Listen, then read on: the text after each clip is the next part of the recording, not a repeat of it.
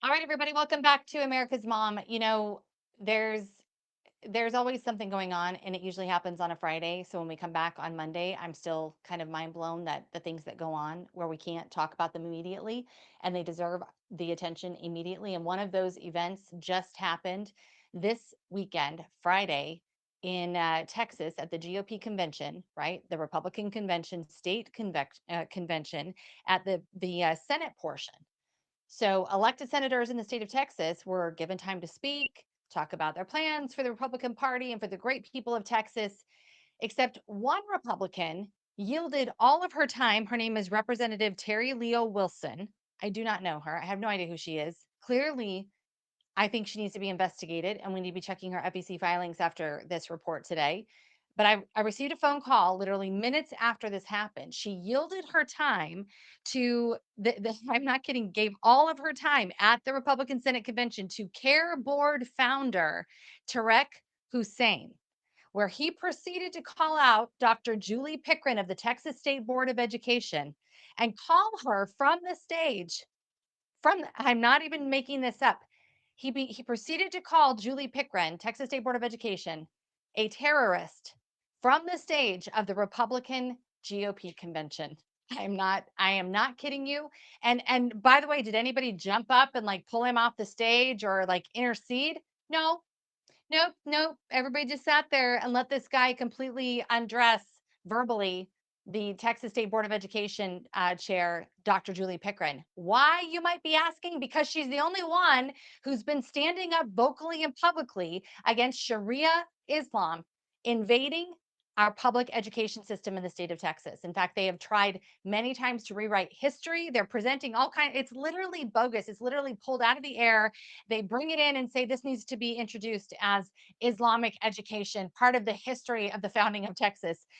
It is laughable, except that it's not, because this guy actually did receive stage time. Now, what followed after this was remarkable and exactly what needs to happen and why Texas is the greatest state in the union.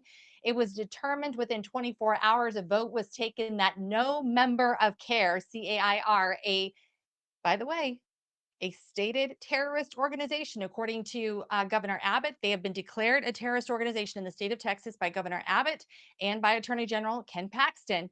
So this isn't just your little neighborly Muslim community over here. They have been determined to be a terrorist organization. And this Terry Wilson lady, Terry Leo Wilson, whoever she is, uh, she's getting a primary. Uh, let's get a write-in candidate. I realize it's too late to do the Republican primary in the state of Texas. I get that. Let's do a write-in candidate and let's wage this war against this woman. What was she thinking? What was she thinking, yielding her time to a known terrorist organization leader? I do not know. But the Republican Party of the state of Texas answered in kind and said, from henceforward, there will never be another CARE member allowed to be any part of the Texas Republican Party, period. So good on them for doing that, but it doesn't change how absolutely outrageous this was. There's actually video circulating right now. The beloved Frank Gaffney, who served as presidential advisor to Ronald Reagan and is a wealth of information on China and the relations internationally. This guy, this founding chair for CARE, and again, his name is Tarek Hussein, got into Frank's face, and video is circulating right now of him basically cursing out Mr. Frank Gaffney, an absolute legend and hero here in America. It's unbelievable. But here's the thing I want you to know about Tarek Hussein, and we're going to go down this road a little bit on Wednesday with him. He actually published an entire booklet for Muslims in America on how to invade our political system, how to manipulate the system. It's 22 pages long, how to manipulate the system to get in and present Sharia, how to be adopted in, how to get elected, basically what kind of language to use to kind of soften the obvious issues that we all have with Muslims running for office in America. And I don't even want to qualify this, but I probably should. I don't care about the Muslims across the water in their Muslim countries. That's fine. America is not a Muslim country, and it's not a religion that supports our American values and our American way of life. It's just not specifically Sharia, has zero in common with American fundamentals. It just has nothing to do with the way that we are choosing to live our lives here in America and the great um, focus on individual sovereignty and personal freedom. Just look at their poor women. Never seen anything like it. Just came back from Ukraine a couple weeks ago and going through the Istanbul airport. I mean, no, no thanks. Clothed in black hijabs. I mean, you can barely see the slits in their eyes, bearing the weight of things while the men folk walk freely. It's very fascinating to watch. Multiple women. Just, it's just diabolically opposed to the Western way of life. Go live it over there. No problem. But it doesn't fit here in America. And it certainly is incredible to me to see Republicans joining forces with this terrorist organization defined by the state of Texas, CARE. And I want to see FEC filings. I think there should be an investigation into Representative Terry Leo Wilson immediately. It's actually against the law, the rules for the Texas Republican Party to give your time over to anyone who is not an elected official during that Senate portion. So it was very fascinating that Representative Terry Leo Wilson chose to do that in the first place. Again, I would love to see an investigation into her and into her funding, because the only reason people do stupid stuff like this is because there's money involved. I cannot imagine another reason, not for this woman and not for this situation. So again, Tarek Hussein has been teaching people since 2003 at least how to infiltrate our political system, how to get elected, how to bring forward their legislation, and how to essentially elevate the Islamic communities in across America. And he just made a huge mistake calling out Dr. Julie Pickering of the great state of Texas and calling her the terrorist. This is going to be very fascinating to watch play out, because I have a feeling investigations will be forthcoming into him, Mr. Tarek Hussein. So that was the crazy news happening on the floor. And I never do X tweets hardly ever. I'm never really on. And a lot of times I just feel like I want to delete all my social media. But that was definitely an interesting case. That was real life. It was happening in real time and really unbelievable in the state of Texas that a CARE founder would believe they could get on our stage and tell the people of Texas how they were going to behave, and then go on and proceed to call a founding family member of the great state of Texas a terrorist. Things you can't make up today. Well, let's get to it, because there are more things you can't make up, and that is government weaponizing itself against American citizens. We all know this has been going on, and it's been happening for a very long time. What made it fundamentally different under the Biden administration is that he expanded this not just to people doing questionable things, maybe in finance, or going up against big corporate enemies who have millions of dollars to fight it in the courts and all of that. No, no, no, no, no, no. He set the target on mothers, on fathers, on people who dared to question their school boards. This was a whole new expansion of weaponization of government, something we had never, ever experienced before. And my story is only unique in that, to my knowledge, I was the first parent across the country who was rated by the FBI for my role in questioning both elections and our school board on the obvious abuse and selling out of our children for ESSER funds. If you don't remember what ESSER funds were, that was the agreement between the federal government and local school administrations all across the country, in every single state and every single county, that if you would just simply abuse the children with these COVID policies, we will give you money, and we'll give you more money as you implement comprehensive sex education and introduce these children to gender identity, gender fluidity, and eventually trans cult materials. That's exactly how it went. It's exactly how it played out. And the Biden administration partnered with the National Education Association in order to get this done. There was one woman in particular, Viola Garcia, out of Tarrant County, Texas, who made the recommendation initially not only to weaponize against parents, but to utilize the Patriot Act. You got to think about the weight of all of this, okay? This isn't just, you know, these are regular people. These are the moms and dads. They were across every political spectrum, gay, straight. I mean, it was there. It was everybody questioning what was going on with the public education system and our children, and why were they doing the things they were doing without any scientific backing and seemingly without any payback. The kids weren't learning. They weren't doing well. It was very obvious. Suicides begin to skyrocket. Depression starts to skyrocket. Parents are coming to school boards in record numbers because something was wrong. And instead of addressing the concerns of the parents, which the school boards really couldn't do at that point because they had taken the 30 pieces of silver, guys. They had already taken the money and they were promised 2 more rounds of money if they would just keep going. That is what was so incredibly unique about this particular form of weaponization that the Biden administration wielded across the country. Now, Viola Garcia was never punished. She was never investigated. In fact, she was so bold and unashamed of what she did by suggesting the federal government weaponize the Patriot Act against mothers and fathers across the country that she instead ran for office. Because I guess that's what you do on the left. That's a victory, right? If the administration picks up what you're laying down and uses oppression on their people for you to shut them up so you can continue your agenda, well, you just won. You just won. So you run for office because they've obviously got your back. And that's what happened. There was never any consequences for the federal government or anybody in federal government in any capacity for what they did to parents across the country. And to this day, there still has not been.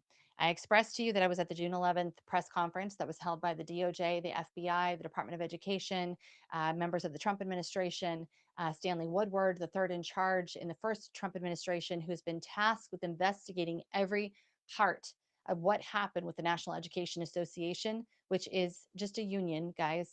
They're not a real thing. They're a union. They're paid by taxpayer dollars, and they have unprecedented authority in our lives and in our school districts across the country.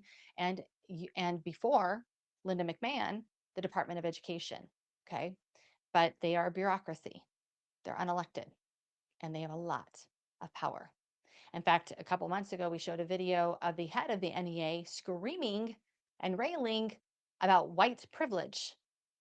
Those are the kind of people running the National Education Association. Okay. So, keeping that in mind, when they decided to have this press conference, I wanted to go. I wanted to be in attendance. We had heard about the June 11th, the weaponization fund that had been put together, $1.76 billion that's being assembled to pay back those in this country who can verify weaponization of the government against them and their families.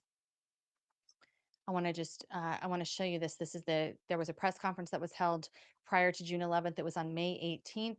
If we can put that up, I just want everybody to see President Donald Trump dropped his investigation into the Internal Revenue Service, okay, in exchange for a fund to be set up to pay back the people of America who could prove weaponization against them by the federal government. This was done on May 18th, and the executor of this mission, of course, is Attorney General Todd Blanche. Now, after this happened, we have congressional hearings because we cannot, we cannot allow $1 to go to anybody who was at January 6th. The weaponization fund is not just for January 6th people. It is also specifically for families who were attacked by the National Education Association, Merrick Garland and Chris Wray, and had the Patriot Act used against them. I want you guys to understand there's a list. When this is how it went down. When the FBI would receive a tip from an administrator or the NEA directly on behalf of an administrator across the country, they would assign a hashtag to it so that they could organize it and classify it as those bad parents that we're going to use the Patriot Act against. Okay. So there's a list of every person in this country who was targeted by the NEA and the DOJ. And you know what? We've never seen that list. We don't know who all those people are. And those people, a lot of them don't even know that they were targeted. They don't know that the Patriot Act was used against them, that the NSA was watching and surveilling and going through their emails and listening to their phone calls. We heard stories of people being followed by helicopters, by unmarked white and black vehicles. I mean, the harassment that people endured and the fear that set in that they were being targeted was happening everywhere, all across the country. And people felt a little bit crazy. They felt a little bit insane, like, surely this isn't happening. Surely this can't be happening. I remember when the memo came out myself in October, I called my sheriff and I said, hey, I am just feeling a little bit weird here. We were getting ready. Our elections were the school board elections for the state of Colorado were going to happen the first week of November. We were around I think this came out with the middle of October, somewhere around there. And I was feeling a little bit weird. I knew that we had made some very big waves, obviously, in the state of Colorado. And by the time that election would be held, 9 school board elections across the state of Colorado. So in tandem with Parents on the Eastern Slope, Moms for America, Charis Church for All Nations partnered and joined. And we had an incredible, incredible response. 9 school boards were flipped to parent control. And by the time it was over, 13 boards would be switched to parent control due to the pressure of those remaining 4 to resign. Resign. We're done with you abusing our children. I know we served cease and desist orders in our community and forced the resignation of one of our people that we were happy to see go because they were choosing to abuse our children over reality. The reality that children were not causing or spreading or killing grandma and grandpa. They had nothing to do with COVID. So while all of this is happening across the country, this list is being compiled. And at this press conference, I believed that we were going to be seeing some results. We were going to hear some information. I'm very glad to hear Stanley Woodward is at the helm of all of this. But as of right now, it seems to me that there needs to be some guidance on this, okay? Because after this weaponization fund was brought forward, the Congress comes together, right? Because they are not going to let any money go to January 6ers. Okay, no way, not over their dead bodies is a January 6er going to get a single dollar of taxpayer money. Not a single one. Let's not discuss how much money was given to Black Lives Matter, please. Let's not. That would not be fair. We're not going to do that. We're not going to talk about them. We're only going to talk about January 6ers. So Congress convenes and they're frantic, of course. They're frantic and they're screaming and hollering. And they come down on Todd Blanche so hard and so fast. We did have the video, but it wasn't ready. It wasn't quite right. So I'm sorry I can't show it to you. But the Congress basically tries to just nail Todd Blanche. And not only do they give him the directive that he cannot spend one single dollar on this weaponization fund, a judge steps in and rules also and says not a single dollar can be spent on this weaponization fund. But they go even further, you guys. This is like unprecedented behavior, okay? The judge orders that not only will they not spend a dollar, but Todd Blanche will put it in writing. He will write it. He will assign his name to it that he is not going to give $1 out of this fund to anybody regarding this weaponization uh, problem. Never has happened before. It's absolutely unbelievable. But President Trump steps up and says, nope. Because you got to remember, President Trump, part of the agreement to not investigate the IRS and go through with that lawsuit was that they would instead use that money to pay back great Americans who were targeted by their government. So there's a problem going on right now. And I want people to know what's happening because President Trump, I recognize people aren't happy about Iran. I don't know what to say. There's a lot more issues going on than Iran. And one of the promises that President Trump made was that he would defend every person who was weaponized against by the administration. He promised he would not give up until Tina Peters was out of prison. She's out of prison. He promised that the people who were offended by their government in such a horrible, horrible, and obnoxious way, it's pretty unbelievable, actually, when you think about what the DOJ did, how comfortable they felt using their authority to oppress American citizens for protecting their children. It's not just obnoxious, it's evil. It's evil. It's evil what they did. And President Trump's not going to let them get away with that, with harming Americans, and there being absolutely no restitution, no path forward for these Americans, my family being one of those. Now, here's the thing about it. A lot of people, because they are resilient, great, strong, beautiful, bright American patriots, they've turned lemonade out of these lemons. But that does not absolve the federal government from their crimes, from their abuse of power. Doing well now does not absolve them of their guilt. And I don't want anybody to lose that. Just because you're doing well, and you should be doing well. This is the freaking United States of America. If you have a vision, if you have a desire, you have a dream, you have a goal, you can accomplish it in spite of the government here. But that does not absolve the federal government of their crimes that they committed against the people of the United States during those years of 2020 to 2020, almost 5.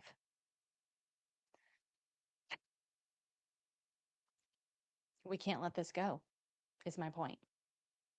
We can't let it go. I stand with President Trump. We can't let this go. It's not going to happen.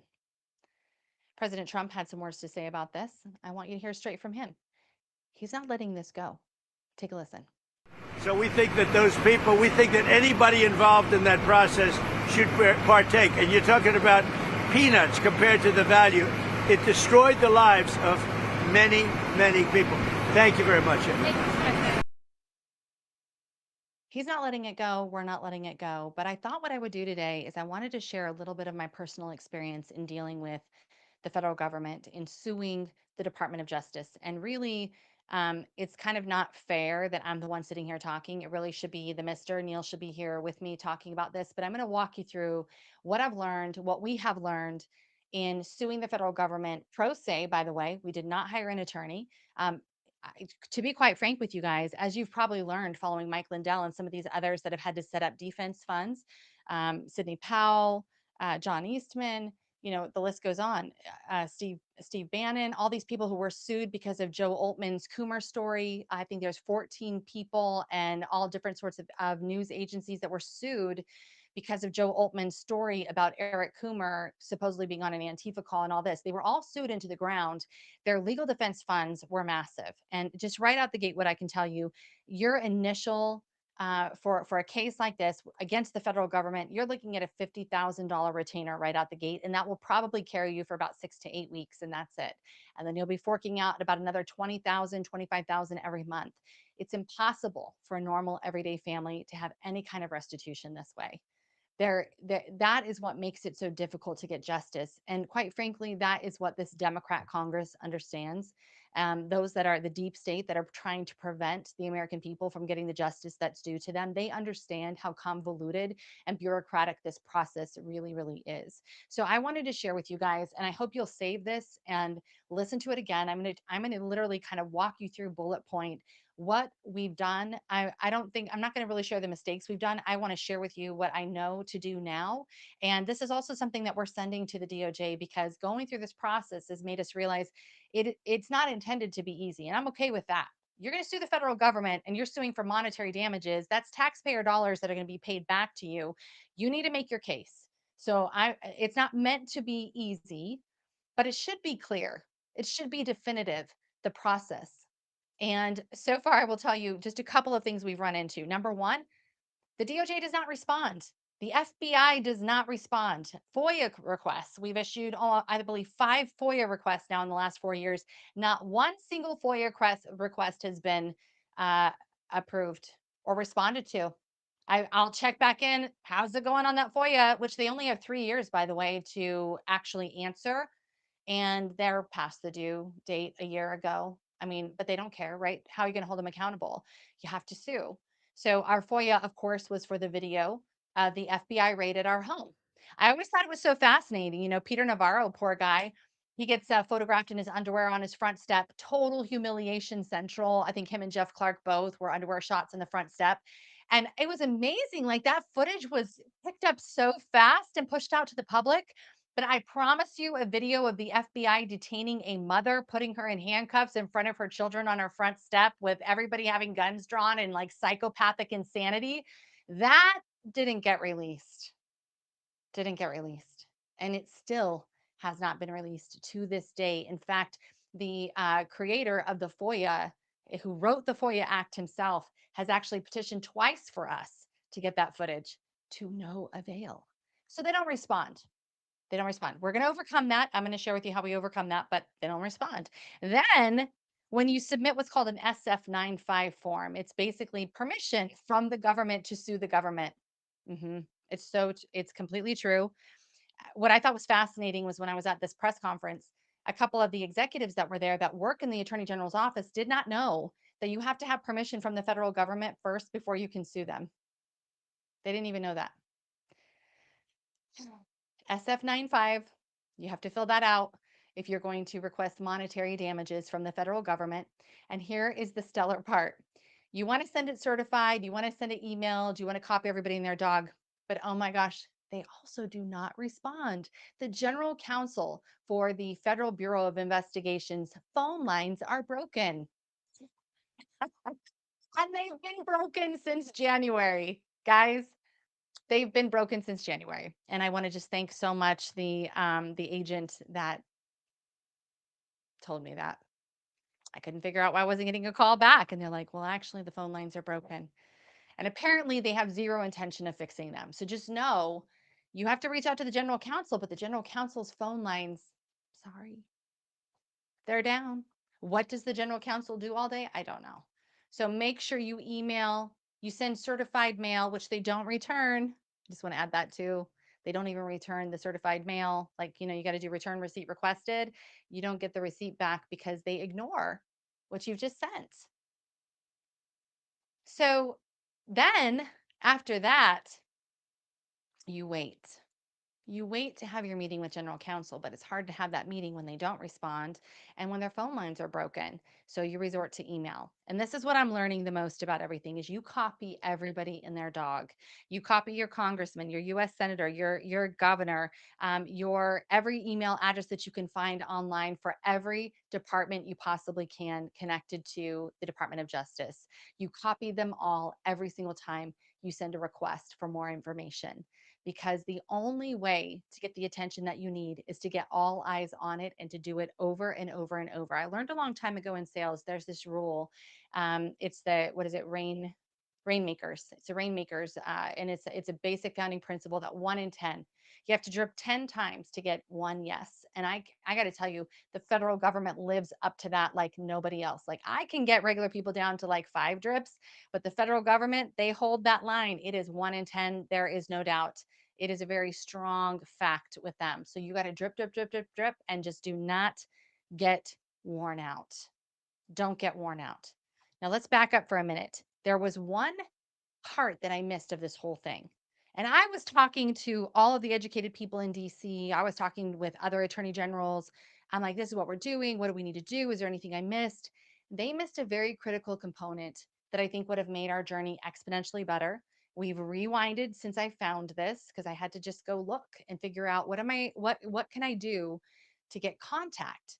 Yeah, I mean, even of all the people that I know, it didn't matter because there's a bureaucracy that you have to work through. One of the things that Stanley Woodward said at the press conference on June 11th regarding weaponization was he was shocked to realize that even being the third person in charge, the third most powerful person at the Department of Justice, it didn't matter when it came to actually executing justice. You have to have that team behind you who's working in those bureaucratic spaces, who are working in the offices, who've been lifetimers, who move the paper, who answer the FOIAs. They've got to be willing to do their job. And I've let that register. I've let that really hit me. And just, it's like playing apples to apples.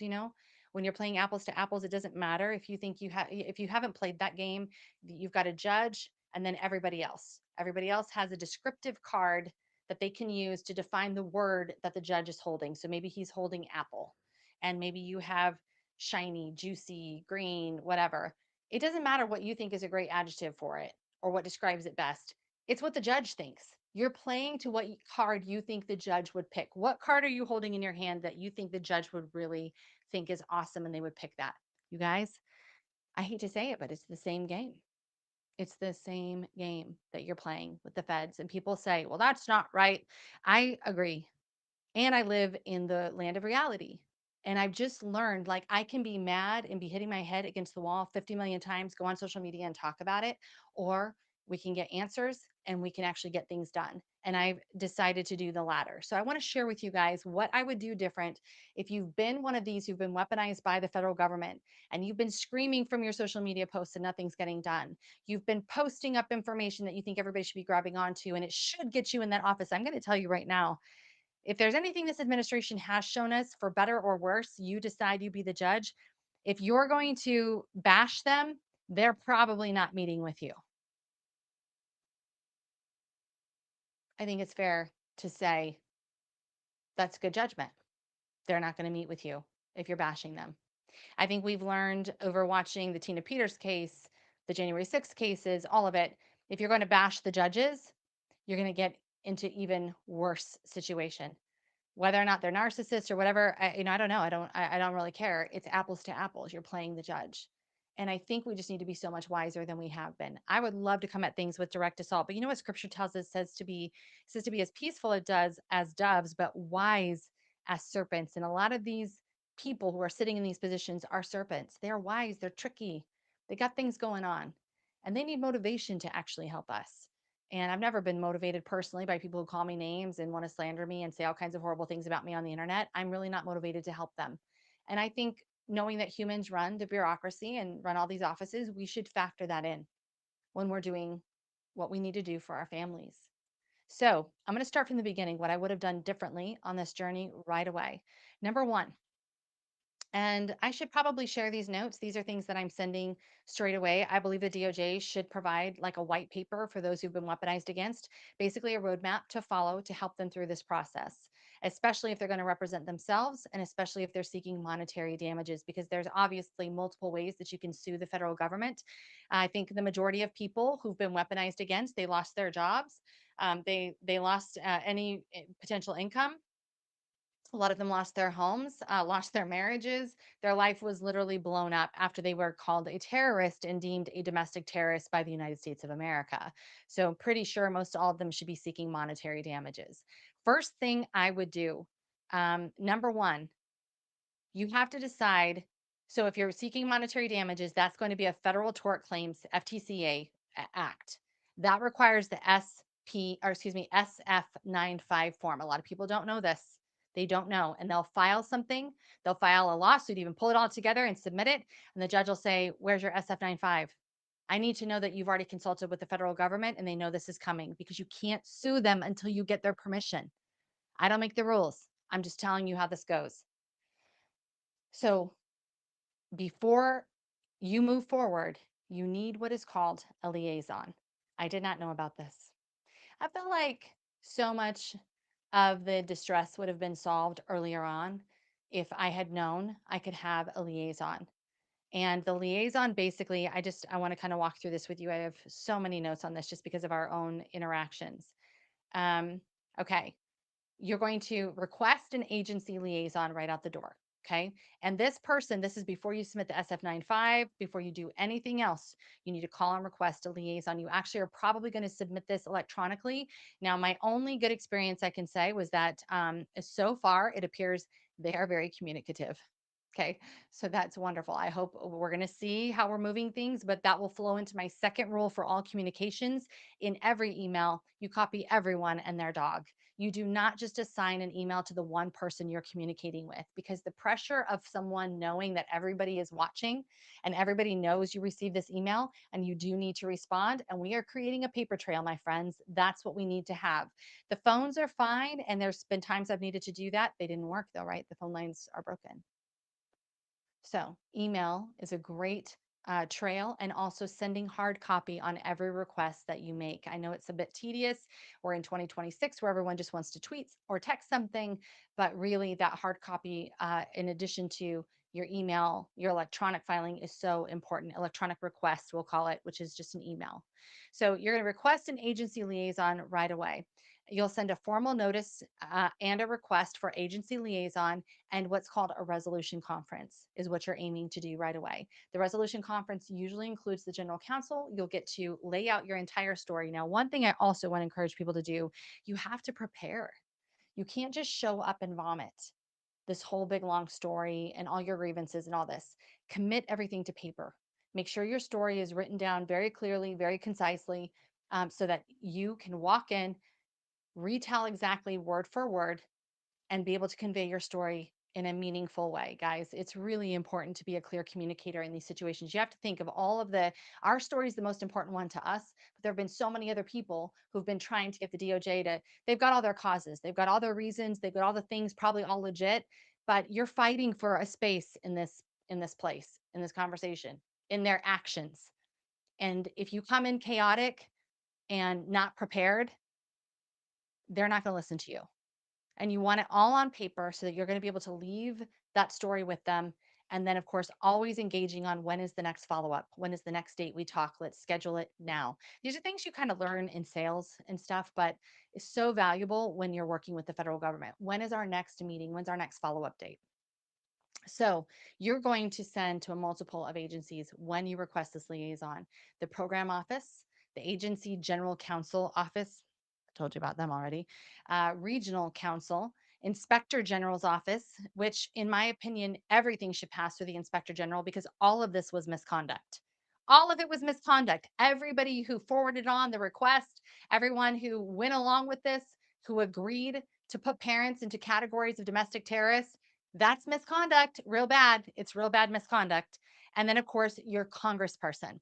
Your congressperson should be copied on everything because eventually, like what happened this past week, eventually you'll have the support of your congressperson to either hold a hearing if it needs to happen, whatever actions are going to be needed. And if you have a very influential congressperson, especially who is close to the administration, you're in even better hands. So lucky for you if that's you. If you don't have a great congressperson like that, look one up and start tagging them or copying their emails, your emails with their emails so they're hearing what's going on. Okay, next.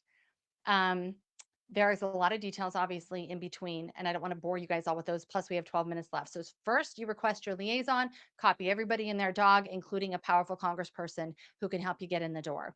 And then that request, yeah, can't do it now. That request is going to be followed by an SF95 form, which can be printed right offline. Just SF just means standard form. Standard form 95, it's going to include this beautiful typed out version of your story of events of what happened to you. And I guess I could just highlight this a little bit.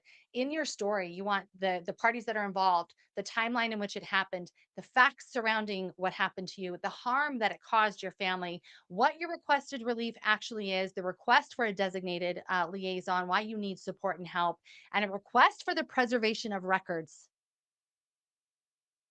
Why is that so important? You don't want them to delete anything. Everything needs to be preserved while you're working through this litigation period. And then the deadline to respond to be 10 to 21 business days. You are giving them 10 to 21 business days to respond back to you before you take your next steps of action. Now, again, you've copied everybody and their dog on this. And in 10 days, they'll be receiving another request asking why they have not responded to the previous request. This is going to take diligence and it's going to take you going back to the well. What did I tell you? At least 10 times. They will hold you to that number. I promise you, they will hold you to it. After that, now please remember, I'm not a lawyer. This is not legal advice. I'm sharing with you what I have done and what I've realized are the steps in working through this and getting to an outcome that's going to work for you and your family. Okay. This is all public information. You can find it all at the .gov site. I have just put it together because this is what I'm experiencing right now. I don't know if I told you guys, but a couple of, gosh, I guess it's been more than a month ago when we were getting no responses. We had done so much work. My husband had done so much incredible work. Our case was tight. We'd had it reviewed by several attorneys. They were like, amazing, awesome, let's move forward. And then to realize that the general counsel had never verified our SF95 form. So the judge was asking about it. And we're like, they've never responded. So I went to the FBI office in Virginia, which I was told was a walk-in office. That is a lie. It is not there's no such thing as a walk-in office for the FBI, guys. I don't care what they tell you. There's no such thing. I learned the hard way. I sat there for 4 hours. I was there for almost 5 hours. I sat there and waited for someone to talk to me. And I just basically told the security guard, I'm not leaving until someone comes out to talk to me. I'm not leaving. I need answers now. I'm not leaving until someone comes and talks to me. We had exhausted everything else. And again, like I said, they do not respond. And so that's when I was told that the general counsel phone lines are broken. They don't even work. Yeah, crazy stuff.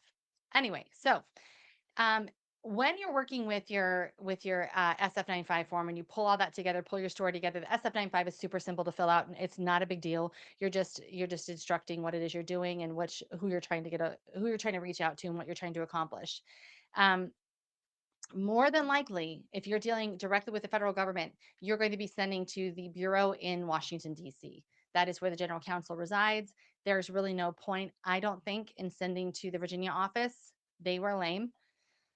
And it's supposed to go to the DC office. You'll have to verify that with your liaison, but that's what we ended up doing. There's also the HHS claims office. You might want to copy them as well because there may be some benefit that someone sees it and says, what's going on with this? As many eyes as you can get on your story in this legal department is going to be important to getting any real results. So once you've completed that SF95 form, you're moving on. Okay. You must demand a specific amount of money for your claim. Okay. You have to say how much you expect to receive by the federal government. Now, my experience so far has been that with others that I'm listening to who have gone through this process also, there's negotiation back and forth. And so keep that in mind when you decide what it's worth to you, the government brutality, overreach, weaponization. What is it worth to you and your family to have the government be held accountable? You have, um, you want to make sure as much as possible that you are utilizing every shred of evidence that you have that tells your story for you.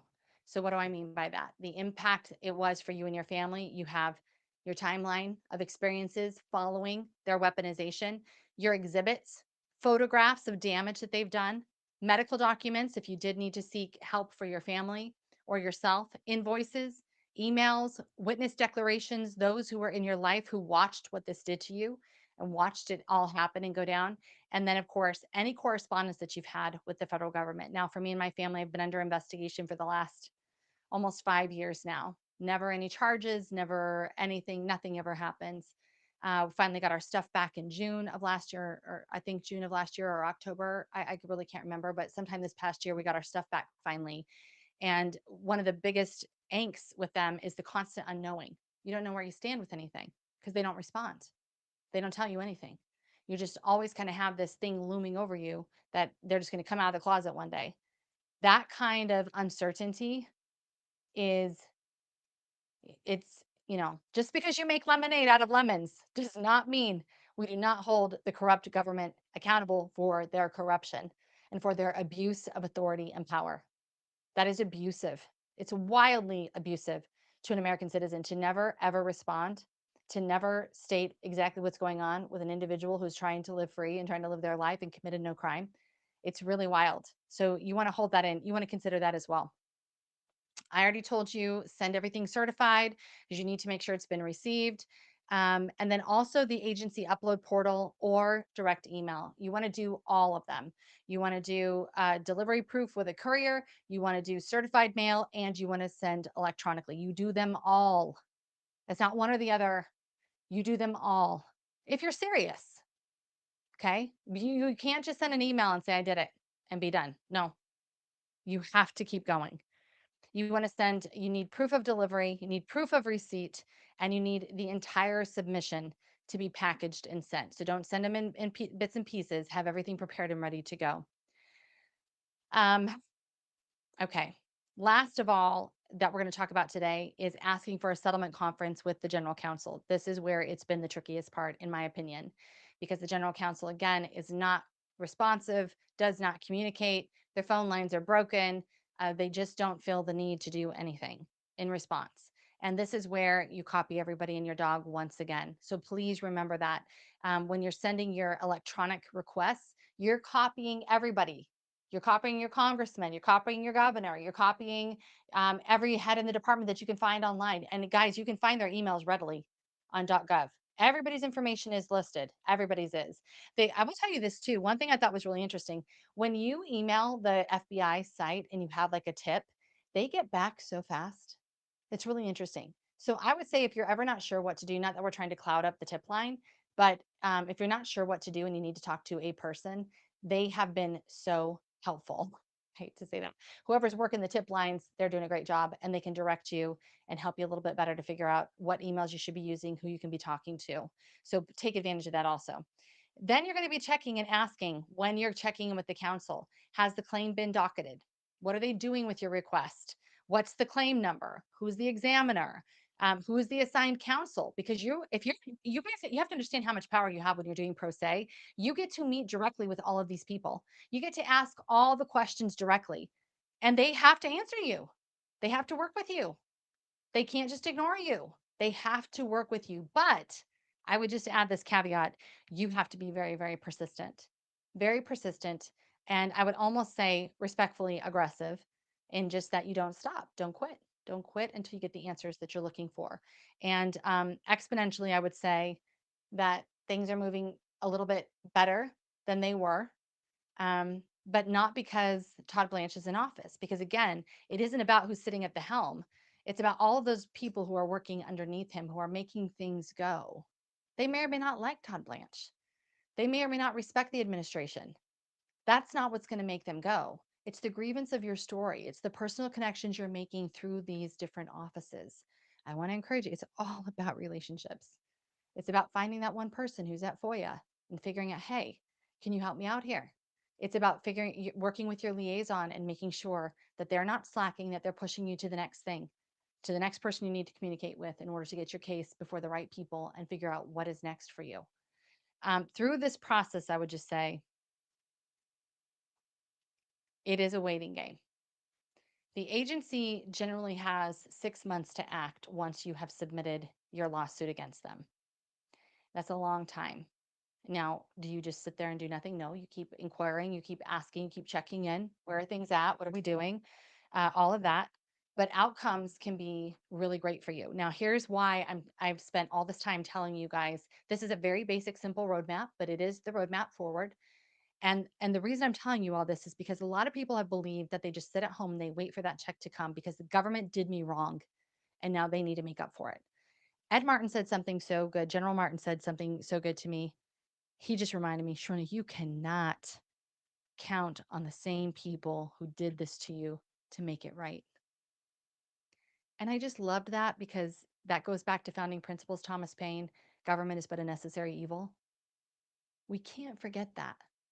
As much as we are excited about the great things that are happening in our country and, the good things that President Trump has done, the great direction the administration seems to be moving in, the relief that we have all experienced as conservatives in this country, we still cannot forget that the foundationally speaking, government is a necessary evil. Why? Because it always seeks to control you.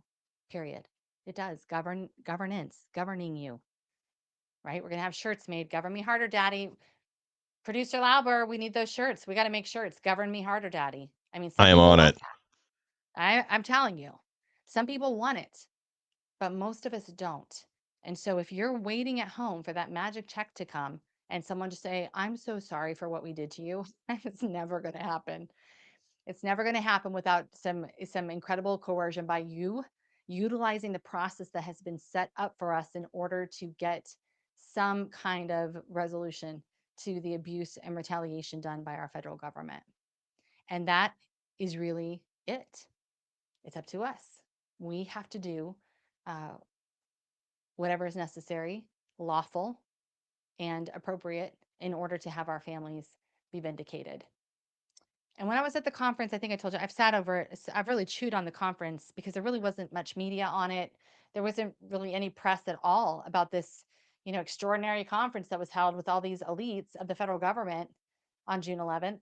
And I realized because it really wasn't, the kibosh had been put on this fund. President Trump is going to find another way to take care of everybody. But in my opinion, what people need to do is they need to act on their own behalf. They need to follow this plan that I've just laid out because this is the plan to get some kind of restoration. This is the plan. You can't find it on a step by step at the .gov site, but this is the plan and we will put it together. And my suggestion, my investment in this meeting, in this conversation that they had is this. We need a distinct roadmap for those who have been wounded by the federal government, who were weaponized, targeted, abused by the federal government under the Biden administration. They need a roadmap in order to have some type of closure and restitution for their families. And I do think that we need to work for it.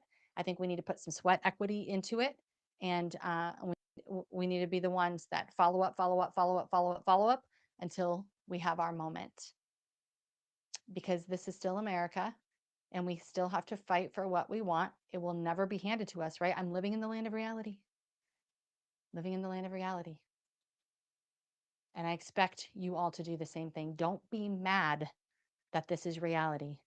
Get busy, get to work, and figure out how to make this right for your family. Stop looking to the same government that abused you to make it right. This is a mandate on us as American citizens to figure out the pathway, follow it. I'm happy to, once we've gone successfully through this entire process, help anyone else out there that needs to go through it as well. One thing that we have asked for, obviously, is the timeline restrictions to be lifted on those who were weaponized. A lot of these lawsuits have to be filed within a certain number of days after your attack or your assault by the government happens to you. And of course, that isn't possible with the majority of these cases, especially because the entire administration was weaponized, which has been proven beyond a shadow of a doubt that every agency, every part of every agency was weaponized against, quote, MAGA, AKA parents who didn't want their children abused. Okay. So we are asking for that as well, that it be defined, that the time limits and restrictions do not apply to these cases. I would take that over this purposeful slush fund because there's already a fund set up for grievances against the government that already exists. You just have to work to get there. So that's really what I wanted to share with you guys today. It's been burning on my heart all weekend, especially when I saw, I felt like Todd Blanche, General Blanche, looked a little defeated at the conference on June 11th because the fund had been shut down. And here he is in a room full of people who've been targeted by the federal government and abused.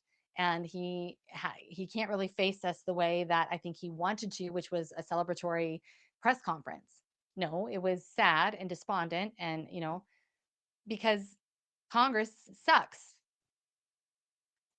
You know, no money for January Sixers. They're crazy. So I'm just here to tell you there is a pathway forward. Take it, go for it. And within a year, your life could be significantly different than it is right now. And certainly your level of hatred for the federal government might be lessened if you get to work now. So thank you guys for being with us today. You're probably wondering, where can I get this information? I do have it all in a white paper. I do have our website, americasmom.net, and I will figure out how to post it there. I never use my website. I should use my website more, but I never use it. We will get this posted up there though.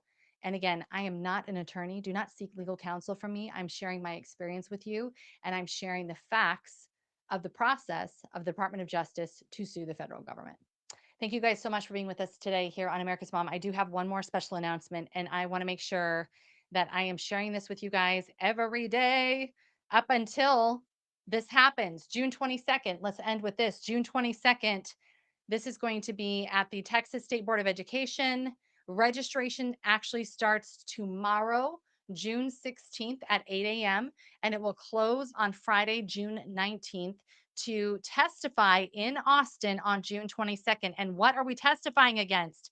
Well, we are testifying against Sharia revisionary history being added to Texas school books and to the Texas public education. Yes, I am not joking around about this. This guy, let me just tell you, this guy, Tarek Hussein, he hates Dr. Julie Pickren, Texas State Board of Education member, Texas, out of Tarrant County. He hates her because she has stood firm that Texas is not for sale to Sharia Islam. And our public education is not going to be taken over by falsities just to pacify an aggressive culture who thinks they're going to force us to lie to our children. We're not doing it. We're not doing it. Sharia is not going to be a part of the Texas state public education system, period. And this guy doesn't seem to get it. So he rounds up his posse, which is all the more reason why I want every single one of you guys there, standing up and defending this mother, Dr. Julie Pickren, who's been standing up for all of us while she faces death threats to her, her family, her children, and her dog. Because apparently these Sharia people don't like dogs. I don't really know what that's about, but they don't like dogs. Okay. So they threaten to kill our dog. Well, you're going to have an opportunity to stand up for Texas, to stand up for your children, and yes, to stand in agreement with Dr. Julie Pickren that we are not going to tolerate lies in our children's textbooks, number one, and we're not going to tolerate the implementation of Sharia law or Sharia anything in our education here in the great state of Texas. And what happens in Texas follows in at least 26 states in the union, if not more. So you guys are going to want to be there. I will post this on social media. They're going to be debating your opportunity. You have to register. Please do not forget to register at Texas State Board of Education online for public testimony starting tomorrow. And you only have until Friday to get registered so that you can speak on Monday, the 22nd. And that is going to be the final adoption of the social studies Texas curriculum. Okay. It's going to be a curriculum that promotes American patriotism, Western civilization, founding documents, actual documents, not Sharia documents. You can't believe the things these people were saying, you guys. It's just really insane and reflects our Christian values in America. State mandated reading list, including founding fathers, the Old and New Testaments, classical education, and works that instill patriotism and a love for our country, guys, not a disdain for American values. So please get signed up. It's so, so, so important. The portal will open up tomorrow morning at 8 a.m. And like I said, we'll go until Friday at 5 p.m. Get signed up. We want 1,000 parents there. We want overflow standing room only, coming in person to face these people who do not understand their proper role in this world. This is America, and most especially, this is Texas. And we're not going to put up with this nonsense. We will not be abdicated by Sharia law in the state of Texas. Thank you so much. All right, guys, thank you for being with us today on America's Mom. We will see you back here on Wednesday. The great Claire Dunn is going to join us for a very solid conversation on really and truly where our beef industry stands and what you can do to make American beef great again.